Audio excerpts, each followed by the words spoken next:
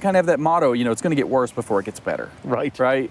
Yeah, it's going to be real bumpy on the way, but I promise it's worth it. We got to endure some hardships on the way there, and then, And what do you mean by better? We'll Right. have a 1,000-year utopia on the other end. The 1,000-year Reich lies on the other end of this thinking. I just want to pause there to notice that he's conflating fascism with communism, because of course he is. And misery loves company. Misery does love company, right? And so this is actually, that's kind of part of the magic. Yeah. I mentioned Eric Voegelin. He called Hegel's writing, particularly Phenomenology of Spirit and the Science of Logic, he called them grimoires, books of spells. He said that Hegel wrote magic spells with his dialectical process.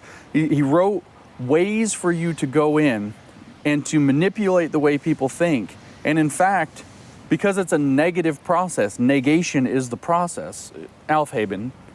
Well, let's get into that term. In German. Let's go. Let me finish real quick. Okay. Because what happens is, if you just do a negative thing over and over again, are you going to make something better by doing negative over and over again? Right. No, you're exposing the contradictions. What you're doing is you're trying to make people miserable.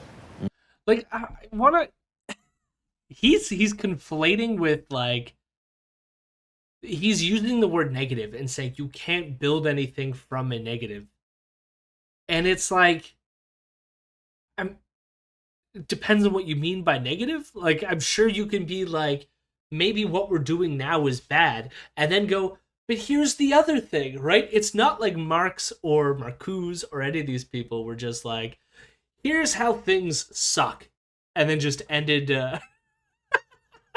ended there. Most of them are like, here's how things suck, here's how we can make it better, right? And that's not building from a negative, that is like, here's the positive to the negative, Such a weird fucking way of putting it. See, and he just threw in a random German word there, aufheben. Yeah, they're gonna talk about And it. it's just like, that sounds very familiar. One, it's familiar because the Aufheben Collective wrote that What Was the USSR book that I really enjoyed. But it is a German, just to read the Wikipedia sentence there, Aufheben is a German word with several seemingly contradictory meanings, including to lift up, to abolish, cancel, or suspend, or to sublate. The term has also been defined as abolish, preserve, and transcend. What was he trying to, translate it as? Well, What was he calling it? He'll get to it. He's actually going to read a definition himself, so yeah. Okay. Woohoo. I don't think it helps clarify it anymore, but he'll also get to a point about him criticizing them using words and then contradicting and we'll speak to that in a second too, because that point is also silly. Right? And that's going to help them perfect their ideas. Now, granted, in a strict philosophical, often, ideal land, philosophers can make use of the dialectical process to improve ideas, iron sharpening iron, if you will. Right. And dialectic is a useful tool. Hegel put it forth, Fichte made it better in some ways and made it more dangerous in others. But to bring that into your everyday life is a different thing than philosophers trying to find where is this idea maybe slightly self-contradictory. That's a different process. It's a different domain. But we do... It's the exact same fucking thing. Oh my god. I try to refrain from using the word stupid, but what a stupid thing to say. Critique. It's the same fucking thing. I mean, he wants to make some sort of distinction from critical theory and critical thinking. And it's like, they're related. They both have the word critical. There's a reason why they're related, Critical theory has more to do with emancipation and moving on to things better. But there's elements of critiquing the system, being critical of it, analyzing it, which exists in critical thinking. We do need to get back to aufheben. Aufheben. You know where aufheben appears as a term, by the way? Tell me. It's in repressive tolerance in German. Oh, right. Okay. It shows up later. In Marcuse's repressive tolerance in German. Yeah. So I say that to show there is a direct through line from Hegel. This, besides the fact that Marcuse names Hegel also in the essay and in his books and most of the other things that he's written, but there's a direct through line from this concept of aufheben, which is the negation part, which is complicated, and I hate to say it that way, but it is a bit tricky because it's a misuse of the word. That's why these are magic spells. Hegel misused language, and Hegel's descendants misused language. What? God, I feel like you have something to say. How dare Marcuse use a word in German when he in fact was himself a German? How dare. That is the connection with Hegel, that is the key connection, not the citing and discussion of Hegel. What the fuck are you saying, James Lindsay? Like, You notice like the use of language shit too is just super annoying. It reminds me of being like he's being super descriptivist. I think is the two camps, right? So you have prescriptivists and descriptivists. Or no, I think he would be a prescriptivist because what he's saying is that there's like an inherent language. There is a true meaning of a word, and any like shift or change from the word is like bad, right? Descriptivism is to say like, no, this is. I'm pretty sure I haven't confused the two. Maybe if I have, pointed out to me. But like descriptivism is just describing how language evolves and shifts and changes. It's just like words change over time. Or prescriptive is where you tell people what they should say because words have a specific meaning. I think I'm correct on that. Conservatives are always prescriptivists, yeah. And so it's like, no, it's like, I don't know, words change over time. But to blame that on the left somehow by saying like the left just misuses language all the time. And it's like, no, I mean like you could find like a word that means a kind of negation. Like, I mean, not to like reference Heidegger, but like a lot of like the early existential philosophers wrestled with this shit a lot, which is like, well, a negation is still a something. It is a negation. And so, and then like you get into all these like word games, and that's the lineage that a lot of these like philosophers came out of. And it's like, are they misusing language, or are they like further developing the language and its usage within these contexts that were developed from people who preceded them? And that's not a misuse of language. That's just how fucking words work. Like, I'm sorry, Lindsay. I'm sure, like, you use awesome when, like, someone does, like, a kickflip over, like, a creek, and you're like, whoa, awesome, when then some, like, nun comes from, like, the 1800s and, like, I'm sorry, but awesome means you're in awe about the deity, and so you're using the word wrong. What? You're misusing language, James Lindsay.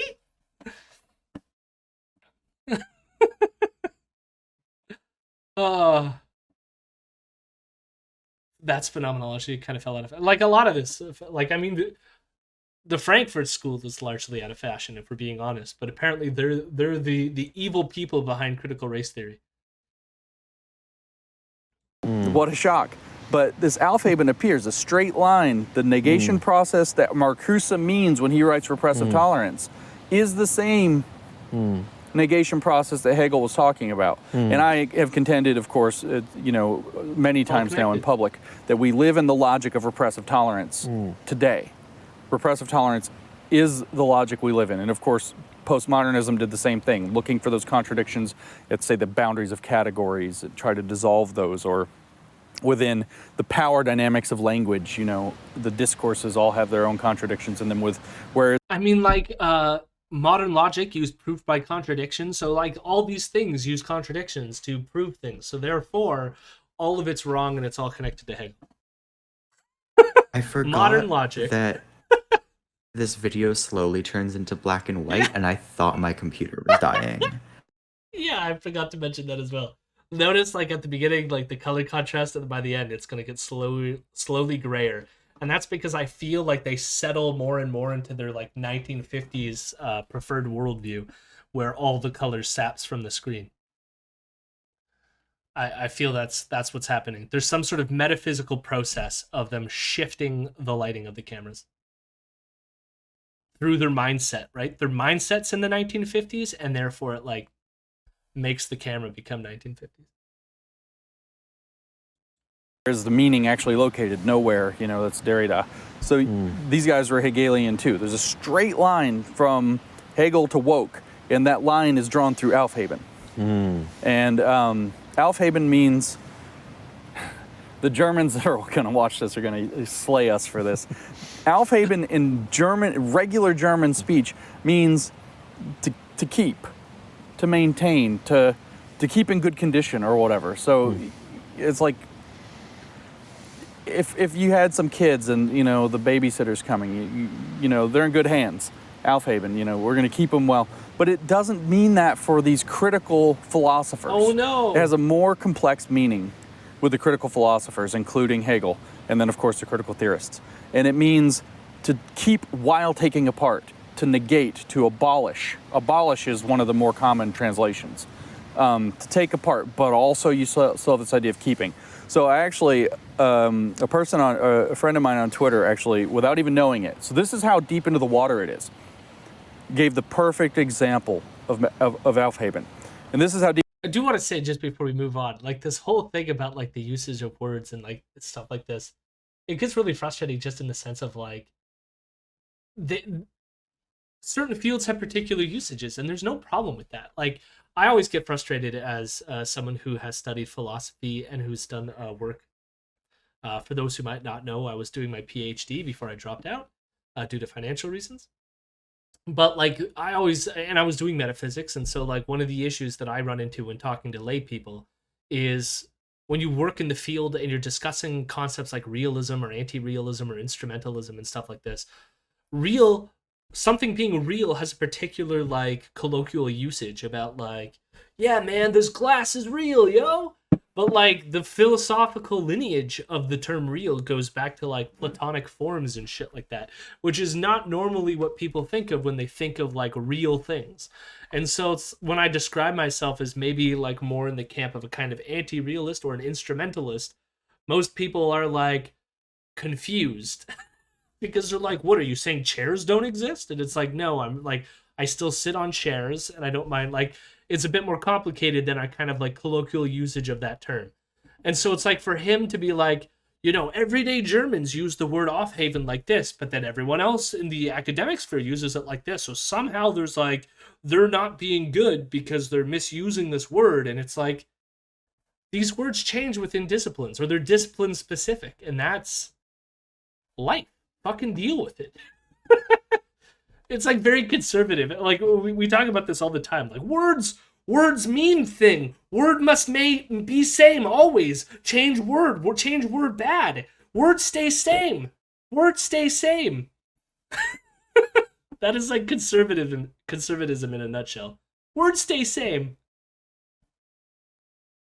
Deep it is in the water. This person, as far as I know, has never heard of, except on my Twitter feed, maybe. Sorry, what was that, Vito? Stay same. Word stay same? Stay same. Change word change bad. Change bad. All change bad. No change. Oh my god. Has never heard of Hegel. Slap my $10 bill on the counter and I say no change. Jesus Christ. Twitter is such that, right? And you've heard me say that Twitter is a deconstruction machine. It's like the perfect deconstruction machine. What is Twitter in essence? It's a deconstruction machine, aufheben. So what she said was, you could put on Twitter, the sky is blue, right?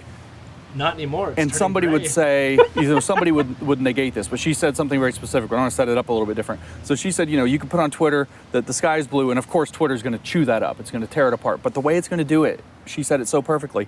Because if you were just going to give, that's the thesis, the sky is blue. You can see it. You could negate it by saying, no, it's not. That's a strict negation. You could say, no, it's orange. That's a negation by implication. Right. But she said, you could put on Twitter, the sky is blue, and somebody would reply, not at night. Right. Not at night. And all of a sudden you get this idea like, oh, it does. That's what Hegel would have had in mind, is it's negating a claim while expanding your field of view.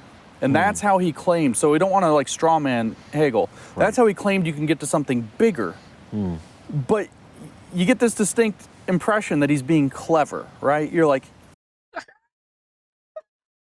you're kind of right, evil Cartega, in that like it's not a strict negation. I mean, he's like trying to say it's a negation by implication, but either like the main point he's trying to get at is this like element where it's like, you know, but if you say not at night, and then it's like, okay, yeah, you're technically true there, right? But like, I guess like what he's trying to say that's like a clever like rebuttal, but it is a true rebuttal. Like the sky being blue has more to do with the sun refracting on our atmosphere. It's not like the sky is a literal like I just don't like what point is he fucking trying to make here? That somehow like being too contradictory is like you're just being too clever. Look at you trying to be precise when he's the one complaining that the postmodernists are like not precise with their language usage. Like speaking about a bundle of contradictions, James Lindsay. yeah, and you just missed 1,000,000% of the point. And, you know, we wrote about that in Cynical Theories. What it's was like the point? deconstruction, we said, it often looks like people nitpicking at words to deliberately miss the point. That's aufheben. It is nitpicking to deliberately miss the point. And it's inherently, what does it do to your... Or it's nitpicking to get at the fucking point, which is like, he's like, it's off. Because what he was, aufheben is like the negative, being negative and critical to like people who are working to make them like unhappy with their jobs or whatever. And it's like, but it's missing the point that you're already happy or something. Like what I'm trying to follow what he's saying here, but it is too silly. soul to get caught on that, right? You're like, you got me. You know, you're just annoyed. You're like, you got me, yeah, and you're annoyed because it wasn't what you meant. You meant, when you said the sky is blue, what you meant is when daylight is coming through the sky, not at, dusk or dawn. Then you should have just that the sky, because of, Rayleigh scattering and whatever other process, appears blue in the way that we understand color. That's what you actually mean. You mean something more complicated than the sky is blue, very simple sentence. And it's just annoying. And this is the kind of thing, though, that what aufheben's about. The idea is to like, what was the point of saying it take in the first place? that sense of certainty that you have. Like, I don't think anybody is unclear about what color the sky is, right? And to take that sense of certainty you have in that and to just knock it off its pedestal, often by kind of missing the point. The contradiction of the blue sky is nighttime. But that's not really a contradiction of the blue sky. It's a contradiction of a sentence. Right? You haven't talked about the thing we're really talking about. You've talked about you've moved it from the world into language, right? Or for Hegel, from the... I mean, he's trying to apply the dialectics to two people just having a conversation. I mean, he's doing it well because dialectics is when there is two of something. So oh my god. the synthesis is when they have a baby. What? Yeah. Oh. I've got nothing to say. James Lindsay and Michael O'Fallon need to fuck on this beach right now. That's the synthesis. No, you're right. There's no other synthesis to be had here. Oh my god. It's like, yeah, okay, like you know what, like if you want to try to flip it, the synthesis would be somebody says the sky is blue, some pedantic asshole goes, "No, not at night." And then the other person goes, "Okay, fine, what I meant was this." So therefore, this person exposed the contradiction and the synthesis is the more coherent sentence. The only issue is like putting it in the conversational sphere is just so reductive, and also like it removes it from all the context of like, yes, that person's being a pedantic asshole because probably due to context clues, we know that what he really meant was just saying that, hey, look, the sky right now is blue, and it isn't going to just spend all day explaining the chemistry of the atmosphere to explain why it's blue or like whatever, right? But like, what does this have to do with like pointing out that the reason why you hate your job is because your boss is taking surplus value from you? Yeah. And Hildebeest, I read what happened with your dog, and I am sorry to hear that. I hope things get better. Maybe at some point you can get a new dog as well, or move on and have more pets, because pets are awesome.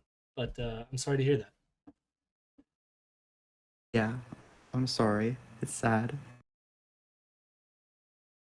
I'm sorry we have to move on from that and listen to some James Lindsay. But yes, I'm sorry to hear that. The world, or from the world into ideas. Right. James, so we've talked about aufheben. We've talked about... Well, we've talked about aufheben to understand what it is. Right. But we now haven't said things the like that application. social justice is an aufheben on justice. Okay, let's go there then. Right? We Yep. haven't talked about the idea that we're now going to list our pronouns as an aufheben on the idea that we have the ability to tell what sex somebody is overwhelmingly most of the time. Mm-hmm. What the fuck? So pronouns bad because you can tell what sex someone is most of the time, but like again, pronouns have to do with gender, not necessarily sex, and often you can't tell just by looking at someone. You can tell he has no idea what's going on. No, wait, what's happening? Or just Cortaga thinking I'm James Lindsay's host. Just also, just like side note, good pause image. Yeah, I know. Love that. I hate this color palette so much. It's just so bad. It's gonna be black and white soon, just like their worldview. It's just so like silly, because like again, like he's saying that it's incorrect because you're I guess you're pointing out a contradiction in people's pronoun use or something like that. Like I'm not sure how these fully like map onto one another. And I guess what he's going to say is it's not a contradiction because like most of the time when you look at someone you could probably figure it out, and so you correcting my pronouns is like impolite or not good or something.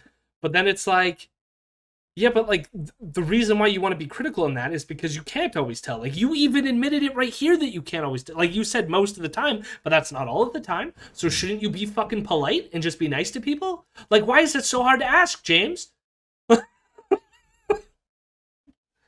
Like, just be nice to people. It really, I've said this several times, but it really gets back to a fragility. It's like he really doesn't like, it's like, you tell me to be nice to people? No, I don't want to. That's like what we get from him. Where it's like, just be nice to people. Why do you gotta be a prick? It's white fragility. That's all it is. We don't need to list pronouns to be able to visually identify. Well, it's not all that it is. Sorry. But it's also not like it's not as if, you know, it's a talk of banning all assholes from the face of the earth. Like, it's literally like he is attacking the concept of other people not being assholes. It's not even that like he doesn't want to be an asshole. It's that like, you know, everybody else must also be just like a dickhead. Yes. You know? Like, I don't know, it's just like, what kind of worldview, you know? Like, how do you wake up every morning and be like, you know what? Today I'm not gonna be nice to people. Like, what the fuck are you talking about? Again, like, I think it also, like, boils down to their, like, essentialist and natural, like, reductive natural worldview, which is that, like, there is two sexes, and therefore things must be done like this. And if the cultural Marxists show up and tell us that, like, no, it's different, then, like, oh, they're bad because this is the way things are and will always be, and they can never change. That's what's coming. Like, this is from, I'm gathering this from, like, other things he said as well. But it's like, again, it's his appeal to Jordan Peterson and the natural hierarchies and all this. Hierarchies can't change. Hierarchies are natural. That's the way we are. When it's like, I don't know, these things can change, you know? In fact, like, again, like, I don't think they're changing to a certain extent because trans people have always been here. They've always been a part. As long as we've had gender, there's been people who haven't fit perfectly within the binaristic model in many ways, you know? This is just a bit of a side note. Core in chat said that we've been teasing people with some 2011 video of James Lindsay for like 3 weeks. I feel, did we already do a 2011 video of James Lindsay, or has just all of his videos seemed like they're from that era and my brain doesn't work anymore? What do you mean teased? Which? You have to be a little bit more clear. There was a podcast from maybe back around 2011, or no, like 2011 is when the elevator gate thing happened. I don't think I even knew who James Lindsay was back then. God. There's a podcast. I mean, you can just go to Serious Inquiries Only or Atheistically Speaking and hear Eli Bosnick and Thomas Smith debate him on his like hoax paper shit or on social justice, and just utterly wreck him if that's your thing. But we don't have to listen to that, only because like I'll just be going, yeah, Eli, get him. Not a lot of content out of that. Yeah. But I don't Ladies and gentlemen, we get them. Yeah, I don't know that I have anything context or a video hidden somewhere. No, well, like we do. There's a YouTube post where I went over the history. That was his ProgRU video where I just described everything I knew about him. I don't know that it goes all the way back to 2011. It might, but like I have known about him for a while just because of atheist circles, but I don't have any secret like video of him back there being a moron. I mean, he's always been a moron, but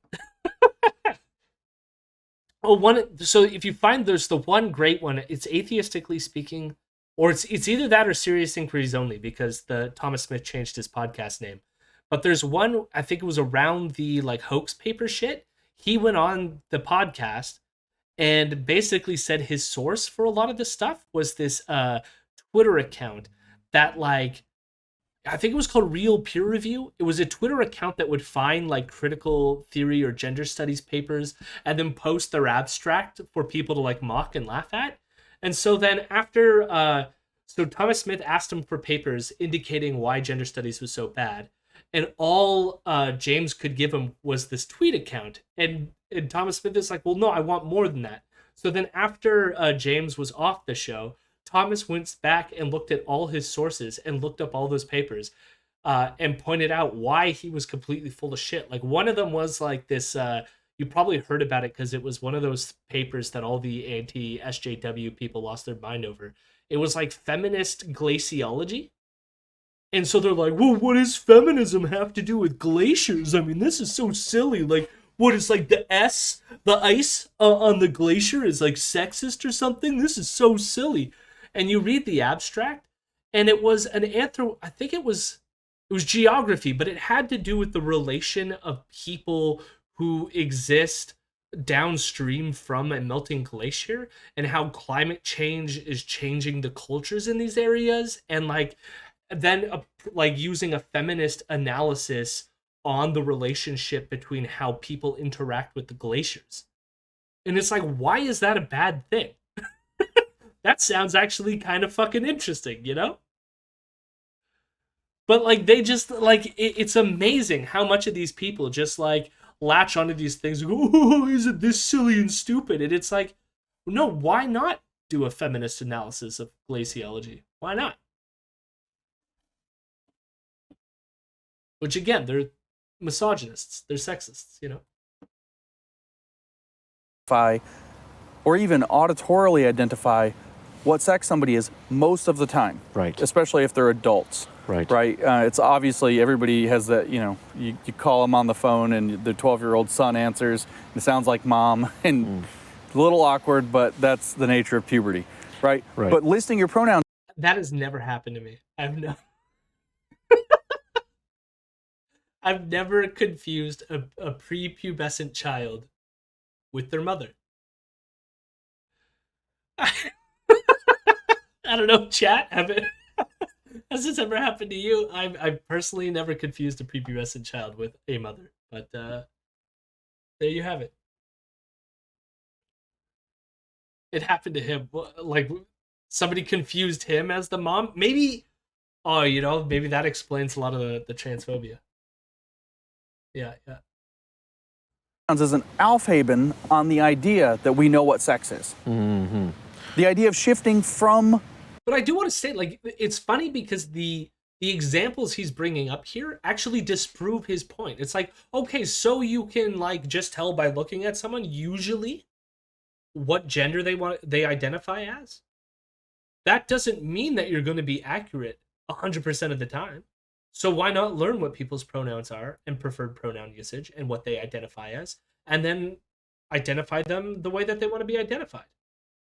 Like, it's just weird to me that, like, he's pointing out examples of where it's like, I'm not right all the time. We've all had this weird, awkward experience I'm going to, like, relate to. But then it's like, well, of course, if you're not right all the time, then why not try to be careful and nice to people so that you don't misidentify them? You can only tell because of... No, actually, you could tell not just by gendered presentation, but I ask everyone to show me their chromosomes, gametes, and genitals in order for me to appropriately identify them. I always get the feeling like that's what they think. That everyone needs to have some sort of, like, genital examination before you can interact with them. Just so we know. Just so we can be 100% certain, From sex to gender is an aufheben on the idea of biological sex. Mm-hmm. Gender is a social construct. That deconstructs, that's aufheben to the idea of biological sex being a stable category. So it seems like this abstract thing, but this is a real deal. So you have justice, right? Mm-hmm. Justice, social justice, what is that? That's your antithesis. You have justice. Right. Justice is that, that which is fair is going to be done. And if it doesn't occur naturally, we'll figure out a way to try to settle the score or, even things up. And typically, the person who has been wronged, in them they are a person, is an individual. And so justice is technically a concept that applies to the rights of individuals. And this is how all of the Enlightenment thinkers would have thought about it. Right. Social justice is justice and rights to groups. Mm-hmm. But groups aren't a person. Right. Groups... It's a collective. They're a collective, but they don't have their own mind. Correct. They don't have their own set of feelings. There's no such thing as group feelings. There's no individuality. In fact, that's right. Yeah. So social justice is in fact the antithesis portion. Thesis is justice. It is justice. Social justice is an antithesis, so that we have to now think not in terms of individual justice. Now we have to think in terms of group justice. Mm-hmm. And justice and social justice are not thesis and antithesis. They're not. You could be. You could think of just justice generally. I mean, I'm trying to what he's saying here is that he's clearly never read any political philosophy or understood any of this. But the social justice is not that complicated to think of, which is that sometimes people legally and prejudicially segregate or subjugate a group of people, and they have a right not to be prejudiced based on those characteristics, right? That is so you want the society, the social entity, to treat people justly. These things are contradictory. I don't know, I think they get into issues of individual rights and stuff like this, and how groups don't have rights, only individuals have rights. And even there, it's just for one, I'm not going to get into it. I'm not even sure I agree with the rights discourse. I think that's a bit complicated and kind of annoying, I find personally, in terms of moral theorizing and political theorizing. But then beyond that, it's rights rely on the existence of a state to back them up. Yeah. There's a great George Carlin bit where he makes fun of rights, but you can go check that out. I would respect rights so much more if they admit they started the legal social justice culture of victimhood. If they said, I mean, like, that's the thing, is they're definitely the victims. They play the victim all the fucking time, and then accuse us of playing the victim. Is how it goes. But it's even then, it's like, it's more about, like, yeah, okay, social justice. Okay, we're not necessarily talking about individual rights there. We're talking about ameliorating systemic issues that affect groups of people. And, like, I don't understand from them why they don't... I mean, like, I know why they don't like helping groups of people, because they want to keep segregating those groups of people and subjugating them, right? They want that. But most of us go, maybe it's bad that we have a system that allows for some aspects of judicial discretion, which disproportionately affects racial minorities, given the history of race in, say, America, right? Why can't that be something we hope to ameliorate, fix, solve, or address? And they'll be like, well, because now you see, but now in the law, it's going to actually say race. And we need a colorblind race that doesn't mention race at all, because as soon as you mention groups bad. Mentioning groups bad. And then it's like, why? And they won't have an answer other than only individuals. No change. Although here's the thing, is like our legal system has identified special classes for decades. So if anything, it's changed to try to remove that. And I don't think it does it perfectly, but like we have special classes. Even America has special classes. Like this whole distinction is so fucking stupid. And then the synthesis is going to be some new world where we're now thinking primarily about justice in some new way that's going to be very collective and very collectivist.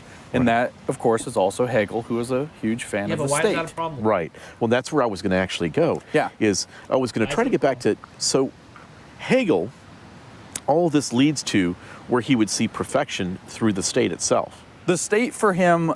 so again, with these trinities, right? These triples that he had everywhere. And again, with the mirror to Christianity, which was kind of his backdrop, even though that's what he was, in some sense, trying to get, in a very real sense, trying to get away from. The state for him is the parallel of the Son, Father, the Son, the Holy Spirit. And so what you actually have for Hegel is this tripartite program, where a Trinitarian program where you have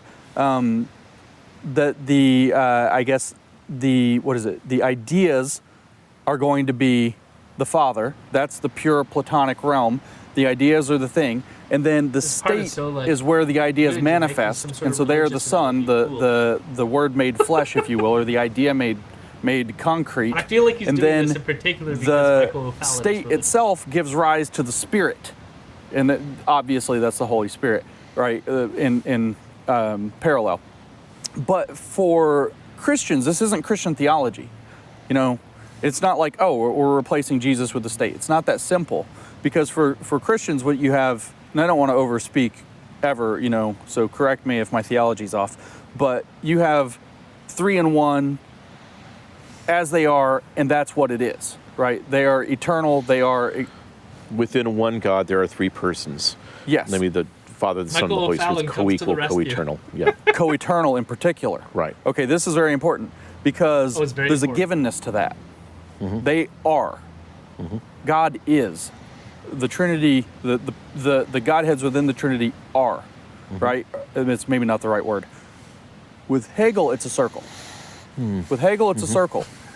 Okay? So with Hegel, what you have is that you have the ideas manifesting in the state, and the state giving rise. They're just two bros, you know. They're just two bros. You know, that's like R, but like then like, but this is like a circle, and it's different than like it's like infinite, but then like, but that thing is like the thing. It's R, and we're just two bros.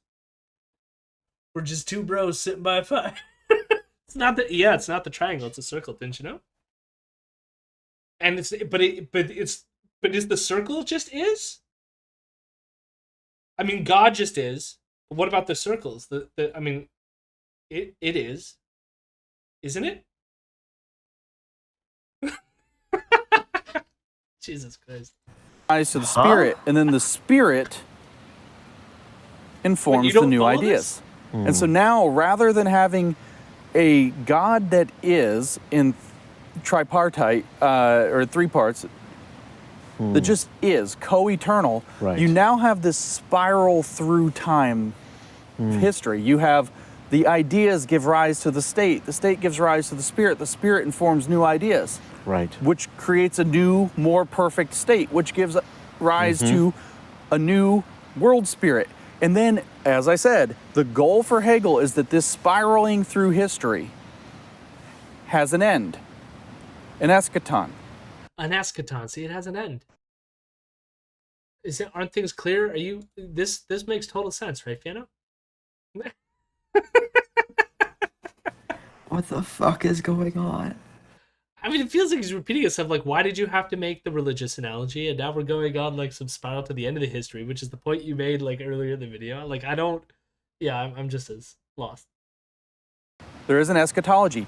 When the dialectical process has been pushed to that limit and you have an increasingly perfected state, wham, in that instant, the world spirit realizes itself as the absolute, as God, and the eschaton is immanentized and the utopia arrives because you now have a perfected Because state thinks they now that look like colonials. everybody is subordinate to and is given into. And That's it's exactly in a the sense like look. the I three couldn't parts place become it, one but that's it. and become whole again. But there's this teleology, there's a telos to history for Hegel. There's a trajectory and a purpose to that trajectory.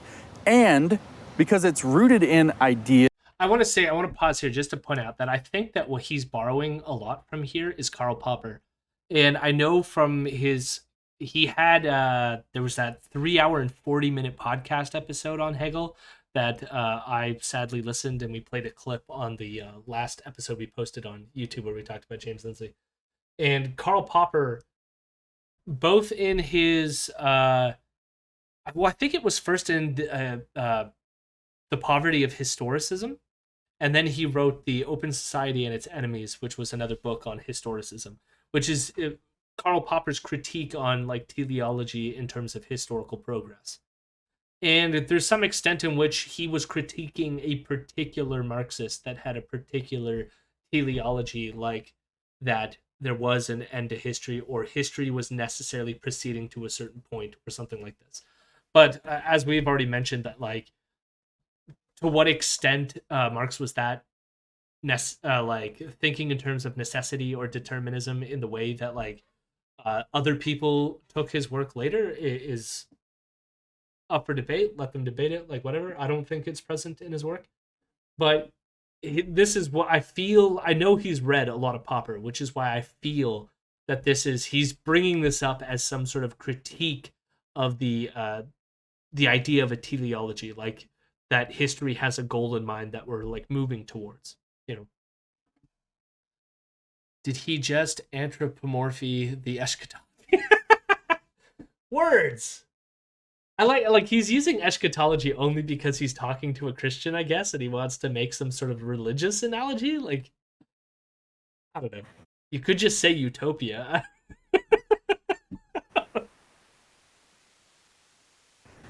I hate hearing about the Trinity. It always just like starts fucking with my mind. I don't even get its useful purpose here because it's not even. I'm pretty sure Michael O'Fallon is part of the Southern Baptist Convention, which they're not even Trinitarians, are they? I don't think they are. Like, that's mostly like the Roman Catholic Church, right? Oh, I mean, everybody is a Trinitarian. Like Are they though? that is a core belief, except for like Unitarian Universalists. That's like the one sect that like isn't, and like maybe. I don't know if any of the Eastern sects that like weren't Trinitarian are still around. I feel like they all died out, but like literally every branch of Christianity is Trinitarian. That's interesting. Yeah, like that's one of the things that like made Christianity really a thing, is like the Trinitarian bullshit. Well, I know like the early And Christian also, like, church. it was the reason of the East-West split. Was, Yeah, I like, was gonna say a lot of the different early notions of the church, Trinity. yeah. A lot of the early church, they even like were debating the Trinity. I mean, I know that much, anyways. But Yeah. Is and state, and then the spirit that gives rise to, that's human. Oh, So the faster we cook up the ideas, the more things we aufheben, the faster the spiral goes, and the faster we get to the utopia at the end of well, then he history. did that to It himself. basically explains everything. That And is- you will Yes. be judged by the eye, as I've phrased it. This isn't Hegel's terms, this is me. You will be judged by the eye at the end of history. That is that projection that, everybody has projections of things. You think, man, we look back to our grandparents' time and they were doing some backward stuff. And then, well, it's for their time. We don't want to commit presentism, as it's called. We don't want to judge the past by the standards of the present.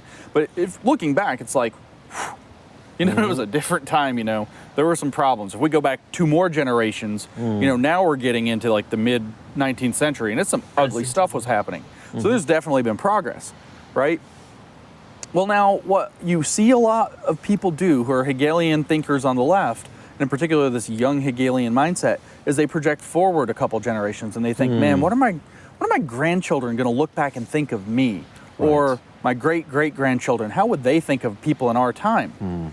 And then if you kick that out to the end of history, all the generations, now all of a sudden you end up with, you can either be on the right or wrong side of history. The right side of history is a Hegelian concept. It is How the fuck are you gonna say this to a religious person? Like, yeah, I want to I go know, right? pray for the day of judgment now. Like, Because they hope it believe in comes it. soon. Like, Yeah, they believe in Christian and like that there is. He's using the word eschatology, that there's some sort of like end to this. But like, and they judge people now based on what they think the future should look like and what the appropriate Christian society should look like. I mean, but even like most people today are not thinking to themselves when they're not thinking to themselves whenever they make statements about like the future will judge you. They're not going, you know what? Hegel, man. This is all Hegel. We've figured it out. Hegel. No, like most people are probably like, I have a moral position now, and I think that that in the future, my moral position now is going to be widely held, and so I'm going to judge you and say the future is going to judge you harshly because we're going to win or some like thing. It has absolutely nothing to do with Hegel at all. Honestly, I don't really care if Just- someone in 1,000 years thinks I was for Parker. Yeah, okay.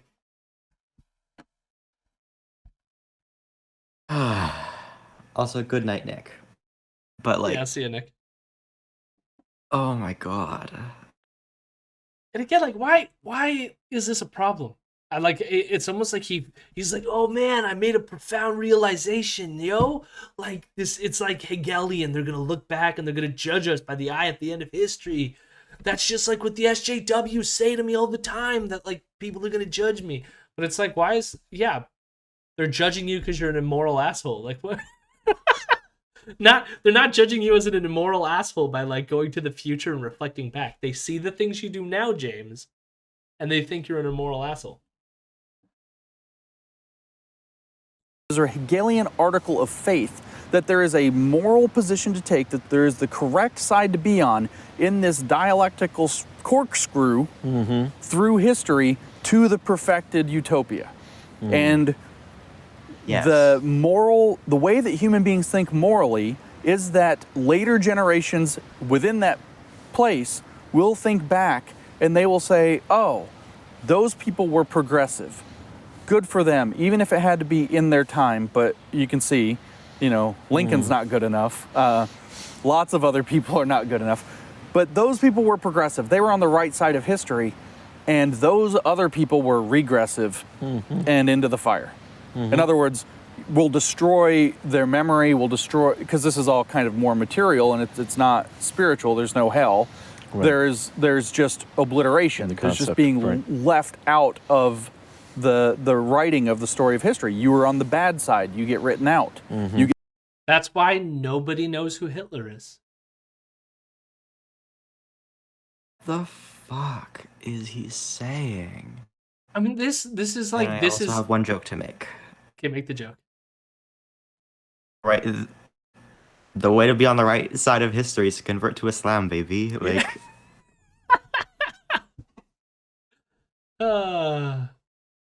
I would rather that. Well, I just want him to not be like he gives me a bad name as an atheist. So, so if you want to claim him, you can claim him. Personally, I think he should go to the Christian nationalists, and we could just both you and I can still be like, these Christians, what are they doing?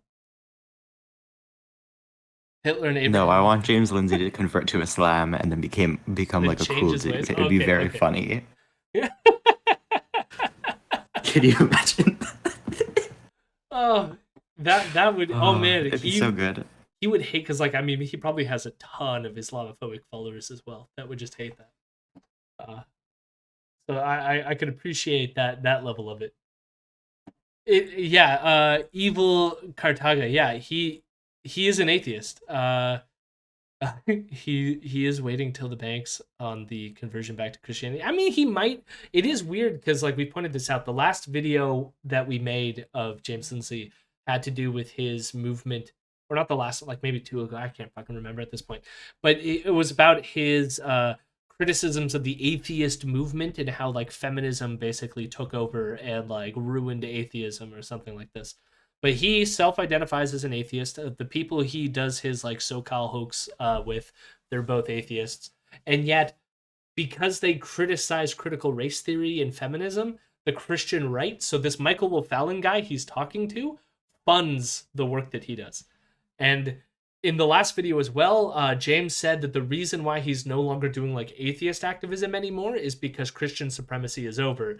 Meanwhile, he's being funded by a Christian nationalist who wants Christian supremacy. So it's fucking weird, but it is what it is.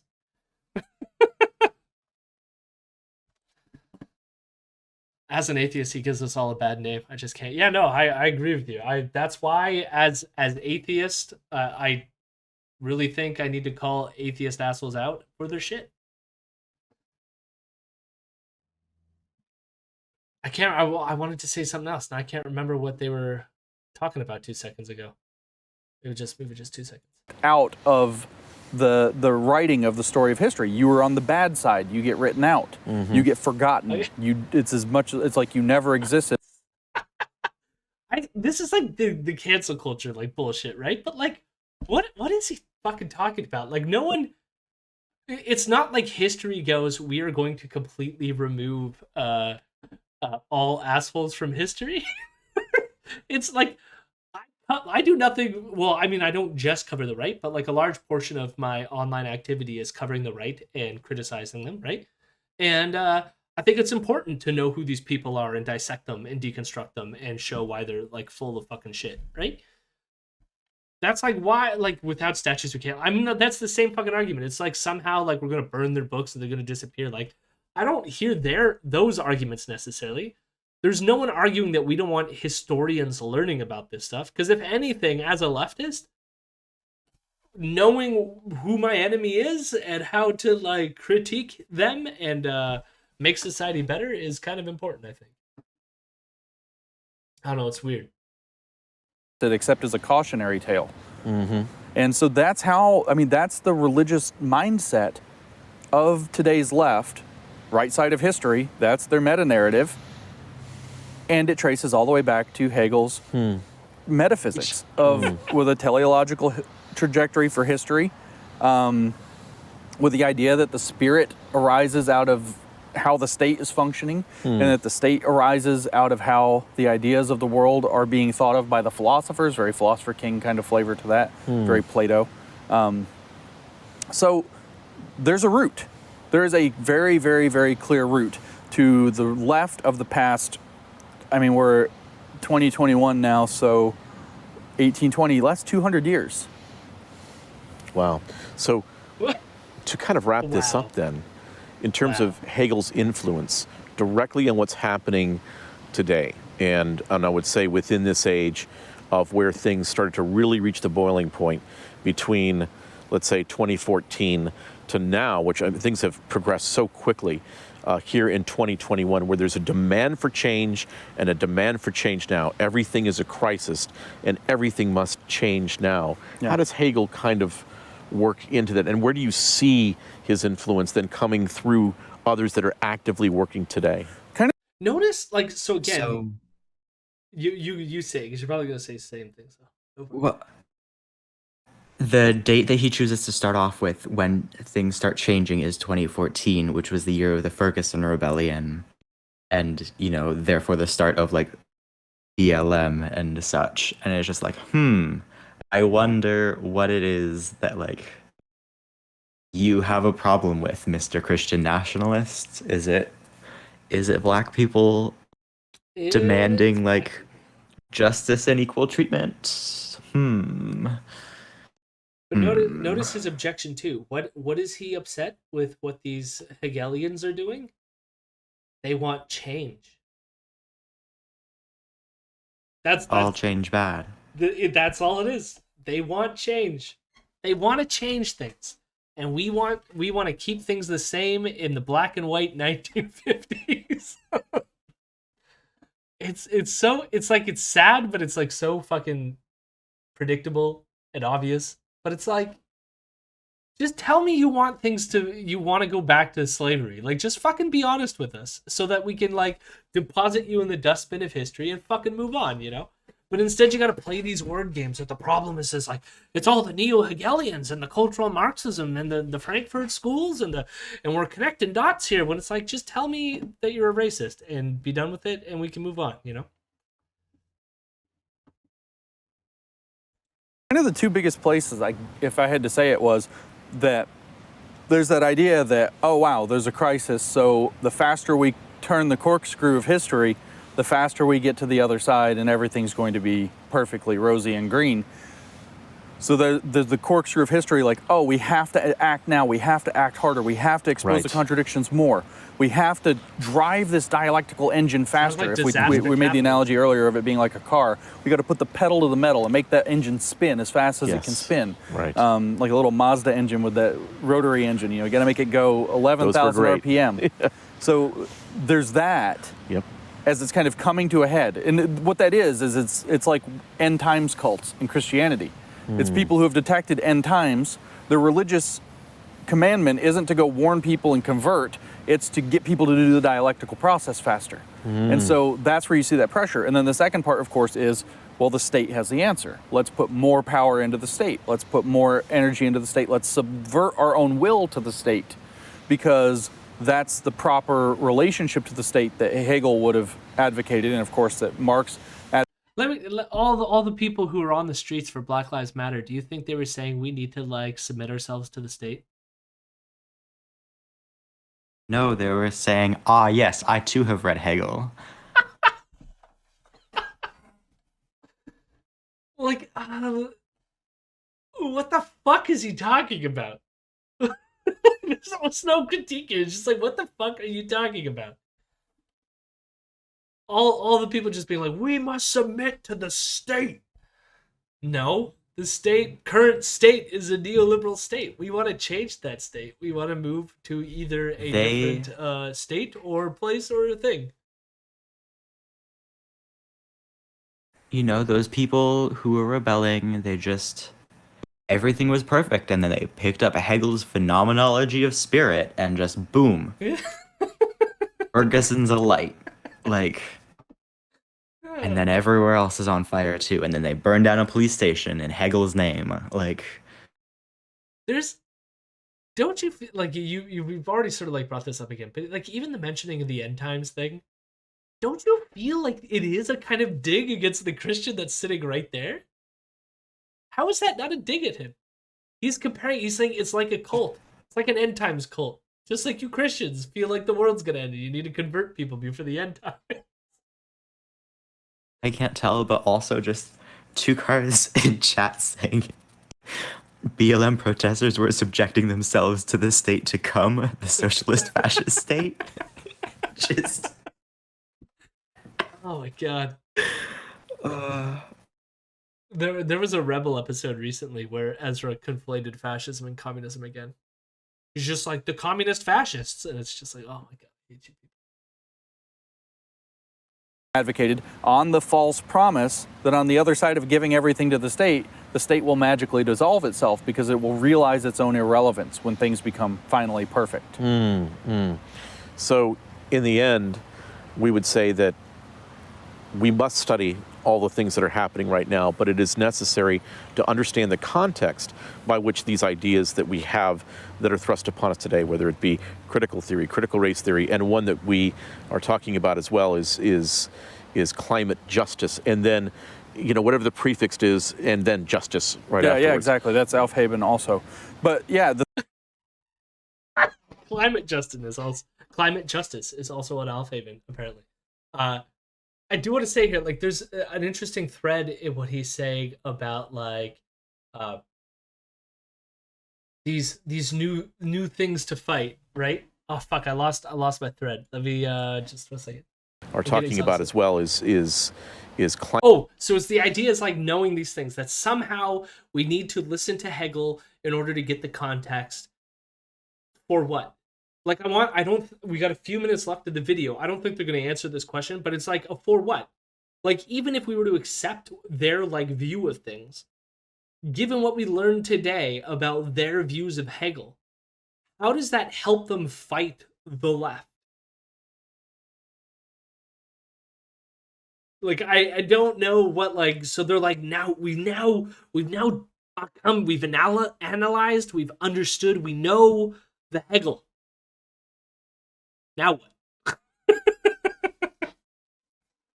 It's turned entirely to grayscale to emphasize that they can't see color, or they lost the natural sunlight and have to hide the poor cinema.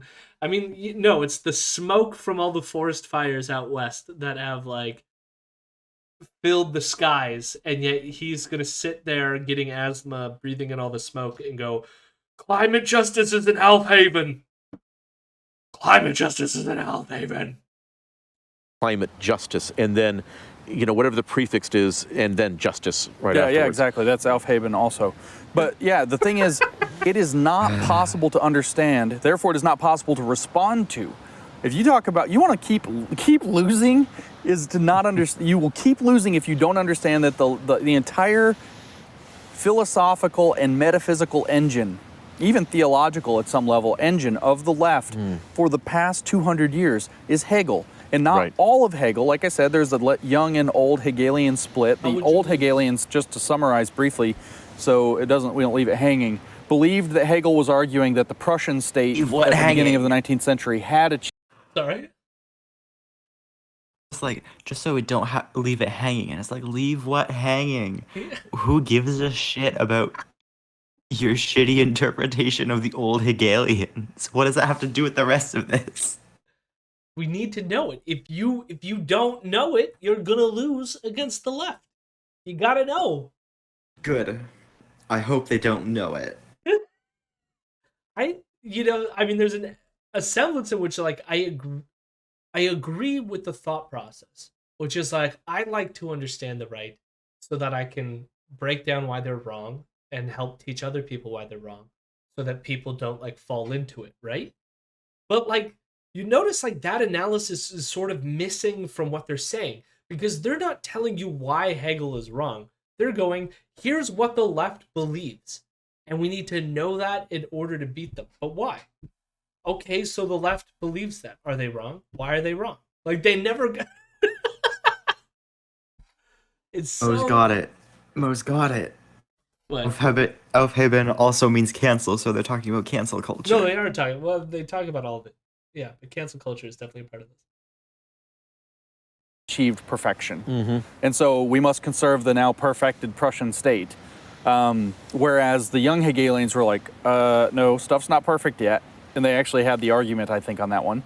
And therefore we have to do this process. And they didn't have the argument, I think, on that part. But, you know, things were, I don't think that... But why not? Like, what if, okay, like, yes, Hegel was wrong because he bought into the Prussian state, and that was, like, shitty and stupid. But then it's like, okay, so then these new people were like, well, no, like it's also capitalism that's the problem, and maybe we can like get past capitalism. And James is like, nope, everything's fine. Don't even think about it. Well, like, offer me a critique. Give me something. Instead, it's just like, nope, I think they were also wrong, with no additional information to provide for you. Prussia in 1830 was the pinnacle of humanity by any means. So this is what their split was. The conservatives believe that Hegel was saying, and think of how far apart those ideas are, how unclear Hegel must have been. But it's that specifically that young Hegelian path, and if you want the name of the philosophers, it's Hegel to Feuerbach to Marx, and then from Marx, it's just a kind of a, that's it. Everybody just latched on to Marx. The left was driven by Marx. Even the liberals, though, on the left, meaning classical liberals who lean left, have increasingly bowed to Hegelian thought over time. So if you don't understand Hegel, you're not going to be able to understand the left, you're not going to be able to respond to the left, and so you're going to just keep getting dragged into their little tricks and games, their dialectical traps, and you're going to lose every single time. And so wherever their trajectory in that spiral they believe they're taking us on through history, wherever they're taking us, we're going to get dragged along in the riptide of that because we don't have any responses to it. But what kind of responses would you have to it? I mean, it's like they're going to come to you and be like, James, you're being racist. And he's going to be like, that's Aufheben, that's Hegel, that's bad. Ha ha ha. James, you stepped into another one of my dialectical traps. What the fuck?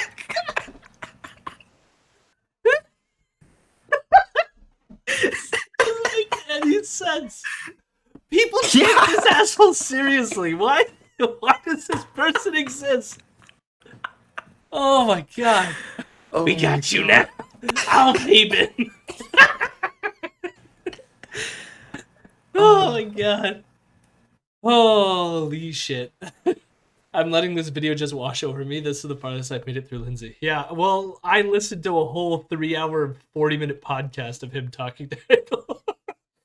Oh my god. You're getting the 40 minutes or 50 minutes of us intersplicing it. What a silly argument. Jesus.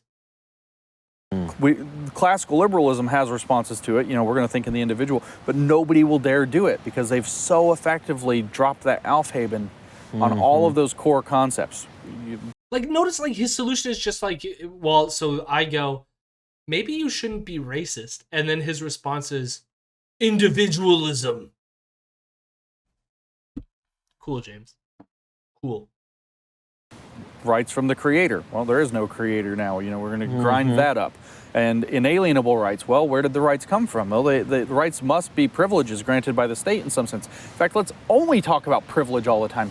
Oh, you know, you've worked hard and built something in your life. Must be connected to some awful thing. Did he just said that rights come from the creator? Yeah, something like that. I mean, so they're inalienable rights from the creator. They're not given by the state. Okay. And you call yourself an atheist? Like, where the fuck do these rights come from? Do they just, like, emerge out of the ether? All of a sudden, like, rights come? Like, I think he's critiquing that as an idea by saying that they should be coming from the creator. I don't get it. I don't know what he's saying. He's saying that, like, rights come from a creator. They're inalienable. And rights are good, and all these leftists out there want to say that rights come from the state, but they don't. They're inalienable. They come from a creator. I'm pretty sure that's what he said. That's creator now. You know, we're going to grind that up because they've so effectively dropped that aufheben on all of those core concepts. Rights from the creator. Well, there is no creator now. You know, we're going to grind that up. So is he religious now? He still self-identifies as an atheist, but that's a pretty... Saying the rights come from a creator is a pretty religious concept.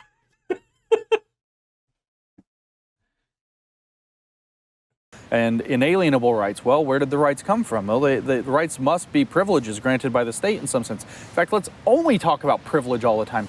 Oh, you've worked hard and built something in your life, must be connected to some awful thing, antithesis, privilege. You didn't work hard. You didn't build that as it was a couple of years back. It's privilege that got you there. Thesis, antithesis. It's to tear down these ideas, right? And if you don't understand that that's the function of these concepts, and they don't have to have read Hegel to be doing it. Like that, my friend on Twitter, it's the function of these concepts, but most people don't use these concepts. They're going, the things that you're making are coming off the exploitation of others. I don't need to appeal to dialectics or Hegel to get to that point. I could just be like, what do you pay your workers? Oh, you pay them starving wages? Well, maybe that's a problem considering you're making a profit off it. Or you know what I mean? Like, you don't need to bring up Hegel or any of this shit. Like, holy crap. Hello, Conrad, clever name, and your raiding friends. I have disabled alerts, so it's not going to do some fun thing about a raid. But everyone should go follow Conrad, clever name, because they are awesome. I disabled my alerts because we got brigaded by a bunch of Rhodesian assholes. They were promoting the state of Rhodesia and then just flooded my thing. I was what is it called? Where I was getting an infinite amount of follows. It was very frustrating. We're almost done actually. We got 4 minutes left of this James Lindsay thing that was about Hegel. So and it's pretty bad. Called follow botting. Yeah, I got follow botted pretty hard, and it was by racists. Tons of fun. They were spamming the chat with pro Rhodesian stuff for whatever reason, and then and I have a feeling it's because in the title it says James Lindsay, and James Lindsay attracts racists. Get out of here, Mo. Jesus Christ. Just knew. She just spent enough time in the water on Twitter to know this is how they think here. And you pick it up and it's rewarded, etc. in the universities. And so if you don't understand it, you're never going to be able to devise a response to it. We keep telling people, what do you got to do? You got to say no. Nobody knows how to say no because the second they say no, what about maybe? And there's your aufheben hits no. Right. So he says you need to know what it is in order to respond to it, but the only response he offers is to just say no. So you come at him and you go, hey, James. Hey, James, don't be racist. And then James goes, no. Response had. We figured it out. Amazing. And what is didn't he wrote a fucking book about having conversations with people, and here he is being don't have conversations with people. Respond to them by just saying no. It's wild. And it gets... Were you going to say something, Vienna? No, I was just giggling a little bit because I timed out Mo for... Just typed in 1. I wasn't sure how long it would be. I didn't realize it was that state. You know what you're doing, Mo. Oh, you didn't actually know what Rhodesia was? Mo. Know your history, bud. Torn up, or maybe you're only saying no because you have, racist intentions, or you're a white supremacist. There it is again. It's aufheben on gender, aufheben on, what's the idea? It's amazing because part of me, he knows what people's responses would be to him, but then, that's not a critique of the response, right? Some of those responses are accurate responses, which is, the reason why you're saying no is just because you have, inherent racism, or you exist in a system that's racist, etc., right? No, really do be opening the door to maybe. Well, he's worried that if you try to compromise with someone who's calling you a racist, then all of a sudden you'll want to get rid of racism.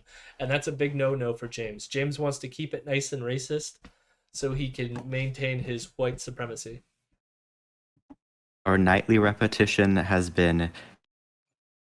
Fuck, I forgot. Change bad. No change. Change bad. Stuff of that manner, because that's been the main takeaway so far. All change bad. Things must remain the same always. Maybe stop being racist. Two cars with this suggestion of maybe stop being racist. That's change. Two cars. Please remember that is in fact a change. Yeah. And No change. Change bad. No change. I said it with the other day with the trans thing where they're trying to, like, they had this book that came out, and it's like, what are lesbians today? And half of them have penises, and one of them's a dog. I'm not making that up. I feel like he's making this up. No, I mean, furries are an important part of our trans community. Oh, Lord. It all comes back However, to this. It's I don't always think trans that stuff. they...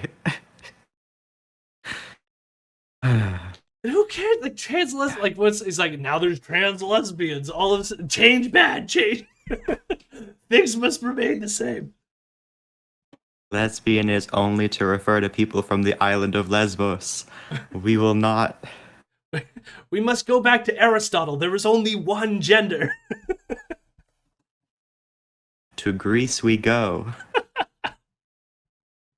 Lesbians today. It's like a book about what does a lesbian really look like, and it's all these, cartoon naked bodies, and half of them are men and one of them's a dog. Aufheben, tearing down the idea of lesbian now, because we have to continue to queer things. Queering is aufheben. It's everywhere once you start figuring it out, and then you But have why to is it realize bad? it's purposed. It has a telos. It has a goal that it's trying to get to, but the problem is that the goal's on the other side of the rainbow. So to not be manipulated, to understand what someone's trying to do to you and how they're doing it, it's necessary to understand the philosophies and the ideas that govern today. Correct. And Correct. What? Aufheben. Yeah. No, you got it. Everything is Aufheben. Pointing out thing bad, need change, Aufheben. And that's bad. Dear Lord. Chat, there's only one gender, and it is unicorn. There is only one pronoun, and it is mermaid. Yeah, okay. Better than what they fucking want. And again, like, somehow you need to know Hegel. In order to understand the left, you need to learn Hegel. And you need to learn Hegel in order so that when somebody comes up to you and goes, hey, don't be racist, you can go, no, because you learn Hegel. That's... It's totally fucking useful, I read all this bullshit 18th or 19th century shit just so that I could say no to someone who called me a racist. if you want a practical thing, it's very simple. You learn to spot the Aufheben. If you call it Aufheben, nobody knows what you're talking about. So you don't say, you see it, you say this is a manipulation. And I mean it. That's what you say back to them. You say this is a manipulation and it doesn't work on me. And it's amazing. You should see what happens when you do this. I see your manipulation, I know what you're doing, and it doesn't work on me. These aren't the droids you're looking for. That's his solution. It's like some sort of Jedi mind trick. These aren't the droids you're looking for. I'm not Your dialectics racist. This is an Aufheben. Do not work here. God.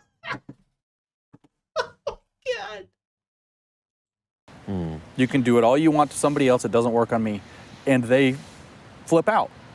They don't know what to do. They have two choices, which is to go away or flip out. They usually flip out. But Two choices. Oh, that's a putting dialectic. them in a dialectical trap. Oh my God, he said it.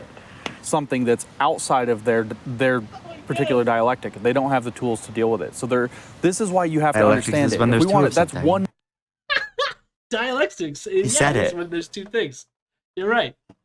You are trying to manipulate me. Stop. Like what? Like all. The ironic thing is he keeps on referring to Hegel and all this shit as a cult, Like, literally, it's cultish to say anyone who tries to tell you you're wrong, just say, no, you're trying to manipulate me.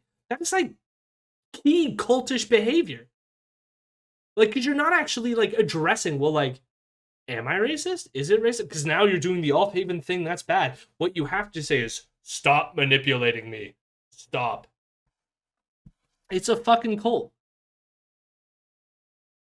I refuse to step into your dialectic trap. I do not want to know about your secular ways. Yeah.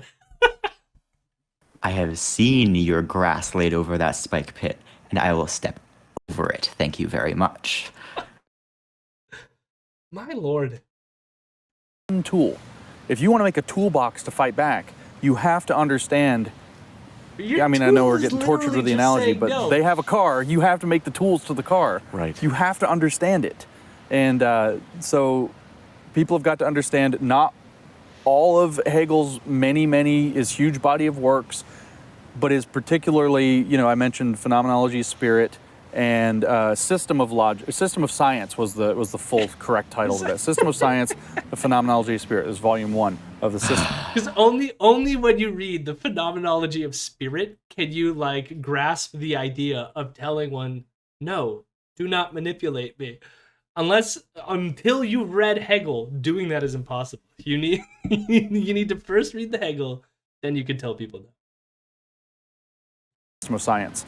And then secondly, what was that, I just said, you cannot trap me. Yeah. I've read Hegel. They should have like pocket phenomenology of spirit and just be like,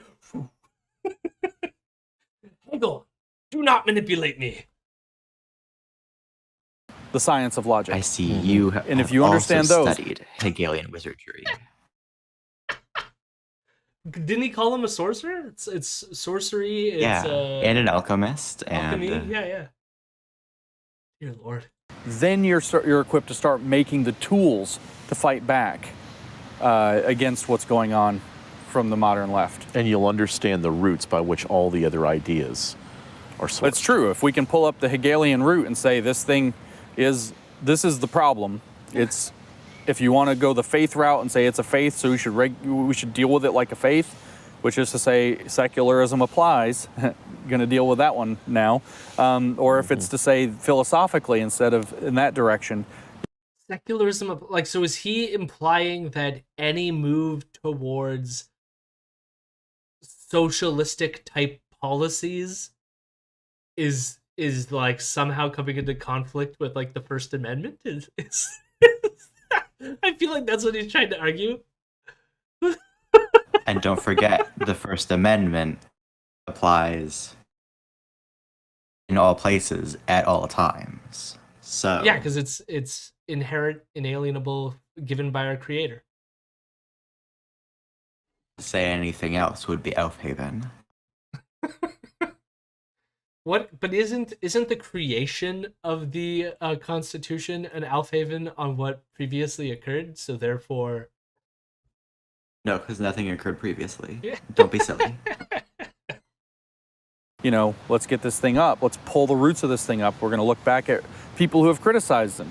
Popper, Schopenhauer, Bertrand Russell, very strong critics of Hegel throughout history. These arguments have been made and made well, and they have to be brought back to the surface. yeah, but Russell. I mean, Russell. I'm not defending everything that Russell done, but he was a lot more to the left than someone like a Popper. I mean, he still had his problems, but gets to my point. It's like you don't need Hegel to be a leftist, or to be even like slightly to the left. Like I don't want to describe Russell as a leftist because I don't think he was, but he was definitely center left. The First Amendment really opens the door to And applied in our time again, and understanding how they apply in the new context. There you go. Oh, isn't that beautiful? I love that somehow it went from color to fucking black and white. And The tides have been changed. you know what I gotta say? It has to be intentional. They intentionally did that. Why? because this is a different camera angle. So it's not like my initial thought was maybe like the exposure of the sun, like fried the like some component of the like the camera, and that's why it went from color to black and white. But this is a new angle, and like the establishing shot at the beginning was color. You know, so they went in like, no, we want it to slowly over 50 minutes go from like color to black and white. It was a stylistic choice. I wonder if they were just like playing with settings on the video editor and forgot to click this one off while they were done playing with it, like, and then uploaded it to YouTube. because it is subtle enough that like unless you watch all of it or like scroll through all of it again, you don't really notice. Yeah, I don't know. That's super weird. I mean, it's weird if it's a mistake, and then it's like, come on, like have some better standards here. But then if it's not a mistake, it's still a weird like, what was the choice? And I feel it gives me this like reverse Pleasantville. Is it Pleasantville the name of the movie? Did you ever see this movie? It's where it starts off in black and white, and then like color starts to appear as like the characters sort of like leave the repressive 1950s stuff. It's been a while since I've I seen don't know that what movie. the fuck you're talking about. You've never heard of the movie Pleasantville? Wait, is this a real? How many times have we had this discussion? Okay, where yeah, the it's movie like- came out in 1998. Okay, yeah. See, I was 1. I was 0. So part of like I got one of the screen caps in here. Maybe I'll make it so you can see because you're in the Discord. Been made and made well. Part of the movie is it starts in the 1950s, and there's like, you know, it's oppressive and all that fun stuff. But then as the characters start to realize like, I don't need to be a housewife anymore and stuff like this, they start becoming like colorized. And it's got Sure. Tobey Maguire and Reese Witherspoon, I think. Better do. So it's the opposite. Yeah, this is the of- opposite though, where they're going from the color of today and wanting to go back to the 1950s. That's what I think is happening. All right. I think that's it. That's all I got to say on this one. I just want to read out 2 cards last. They're showing the change in sky color, thus showing this is Aufheben and a manipulation attempt that should be rejected. Oh my god. They have negated themselves. It's I- all Aufheben, all the way down. Now, I listened to this at 2 times speed one time. And I almost forgot how fucking silly this ended. Just as their solution is, the solution is to just tell people to stop. Stop manipulating me, devil! Oh my god. Not today, Satan. Yeah. Not today, Hegelian. I just want to reiterate that it's like it's super weird that anyone takes these people seriously. Yet again, the reason why I keep doing James Lindsay content, for one, it's boosting my algorithm because his fanboys want to watch my content and get mad at me, which it's like, fine, bring me to monetization status, go for it. The other part of it is like he's having a real world effect. There's anti-CRT bills. Actually, that should remind me. I should show this tweet. You know how, like, when we watched James Lindsay's PragerU thing, what was the one thing he brought up about Martin Luther King? It was the content of their characters. I have no idea. Remember? It's always like, we need to get rid of critical race theory because the importance of MLK's I Have a Dream speech is that we need to treat people based on the content of their character, not the color of their skin. And therefore, critical race theory focuses way too much on race when we should be dealing with the content of people's character, okay? That was their push. And so they made all these bills to try to remove the teaching of critical race theory to make the world more like Martin Luther King, okay? well, there's this. So I'll read some of these tweets here. So these are people who are defending critical race theory. So we got Martin Luther King Jr. dreamed of an America where people will not be judged by the color of their skin, but by the content of their character. It's time to restore MLK's pro-human vision to American schools. Join us, right? So this is them trying to remove critical race theory.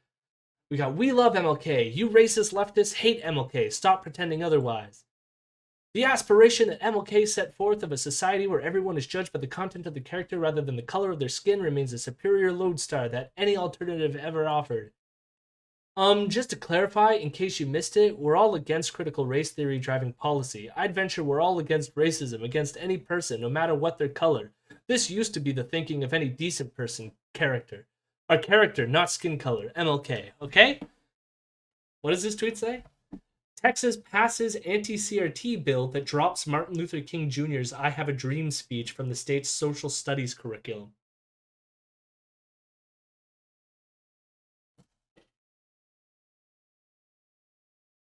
Isn't that amazing? So, when James Lindsay goes on ProgRU and does his whole, we need to get back to Martin Luther King's I Have a Dream, we need to judge people by the content of the character, not the color of their skin, and sits with this Christian nationalist promoting these fucking bills, which is banning the teaching of Martin Luther King. It's fantastic. Hello, my rebels. Hello, my rebels. I'm a good boy.